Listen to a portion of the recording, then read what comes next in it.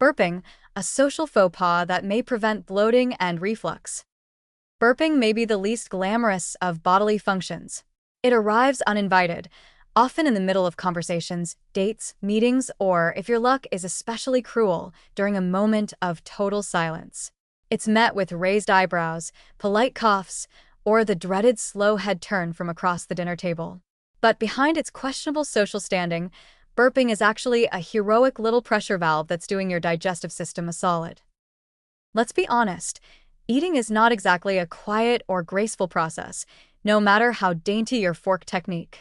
Whether you're sipping soda, talking while chewing, or inhaling spaghetti like a Dyson vacuum, you're swallowing air. Lots of it. This air ends up in your stomach, where it builds into a bubble of awkward internal tension, like an inflatable couch lodged beneath your ribs.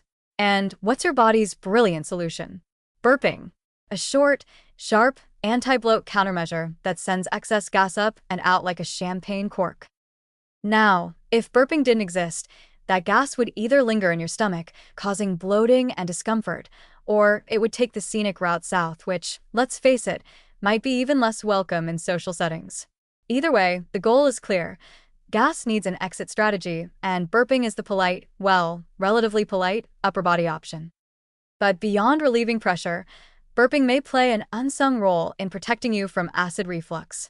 When gas builds up in your stomach, it can increase intra-abdominal pressure, which in turn may force open the lower esophageal sphincter, the muscular gatekeeper between your stomach and esophagus. When this gate relaxes under pressure, stomach acid can slosh upward, triggering that familiar fiery sensation known as heartburn. A well-timed burp can release pressure before things escalate to chest-thumping regret. And let's not forget post-meal physics. After eating, your stomach becomes a chemical hot tub of gastric juices and partially digested food. Add carbonation, air swallowing, or a tight waistband to the mix, and you've got the makings of a pressure cooker. Burping isn't a malfunction, it's a safety release valve. A little excuse me that helps you avoid a lot of, why does my chest feel like it's melting? Even more fascinating is that burping is partially neurological. It's governed by the brainstem, the part of your brain that handles vital functions like breathing, swallowing, and reminding you that you're alive. Your body coordinates burping through an elegant ballet of muscle contractions involving the esophagus, diaphragm, and stomach. So when you let one slip, take heart. It's not gross, it's neuromuscular coordination at its finest.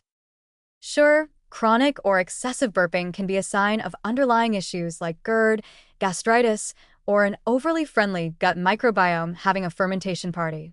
But for the average person, an occasional burp is just your body's way of maintaining digestive peace. And if you happen to let one out mid-laugh, well, bonus health benefits. That's cardiovascular stimulation and pressure relief in one go. You're basically multitasking. So while society might frown upon it, your stomach is applauding. Burping is less of a social embarrassment and more of a biological negotiation between politeness and comfort. You can try to stifle it if you must, but don't be ashamed. You're not being rude. You're preventing gastric rebellion. Let it out. Own it. Maybe not at a wedding toast, but definitely when that burrito fights back. After all, a well-timed burp is your body's version of saying, "Thanks, I needed that."